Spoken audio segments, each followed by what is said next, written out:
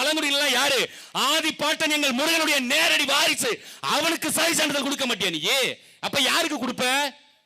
அங்க இருந்து வடநாட்டில இருந்து இங்க வந்து நரிக்காரர்கள், நரிக்குறவர்னு பெயர் மாற்றி அவர்களுக்கு தாழ்த்தப்பட்ட பிரிவுல, பட்டியலின பிரிவுல நீ சாதி சான்றிதழ் கொடுப்ப.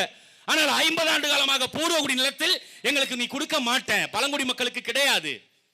அதுல சொல்லியிருக்காங்கல்ல, நீங்கள் பழங்குடியின மக்கள் சான்று வேணும்னா வட்டாட்சியர்கிட்ட கேட்க கூடாது, கோட்டாட்சியர் தலைமையில தான் நீங்க வாங்கிக்கணும். எதுக்கு? அவர் பாப்பாராம், ஆய்வு செய்வாராம், இவர் யாரு, இன்னார் மகன் இன்னாரு, அப்படி பார்த்து கொடுத்தா பிரச்சனை இல்லை. உங்க அப்பாவுக்கு சாதி சான்றிதழ் இருக்கா, சரி வாங்கிக்க. அப்படி இல்லை, நீங்கள் உங்க அப்பா செய்த தொழிலை செய்தால்தான், நீங்கள் அந்த பாரம்பரியத்தில் இருந்தால்தான், அந்த பழக்க வழக்கத்தில் இருந்தால்தான் நீங்கள் அதை செய்யணும். இதை யார் சொல்றா? திராவிட மாடல் சொல்லுது. நீங்க நல்லா பாத்துக்கங்க, திராவிட மாடல். அப்பா செஞ்ச தொழில பையன் செஞ்சாதான், அப்பாவுடைய நடைமுறைப்படி பையன் இருந்தாதான் இங்கு பழங்குடியின சான்றிதழ் வழங்குவோம். இதுக்கு பேரு குலக்கல்வி இல்லையாடா? என் பாட்டன் தாத்தன் எல்லாம் மாடு மேய்ச்சான், ஆடு மேய்ச்சான், காடுகள்ல வாழ்ந்தான். நான் படிக்க கூடாது, பேண்ட் சட்டை போட்ட கூடாது.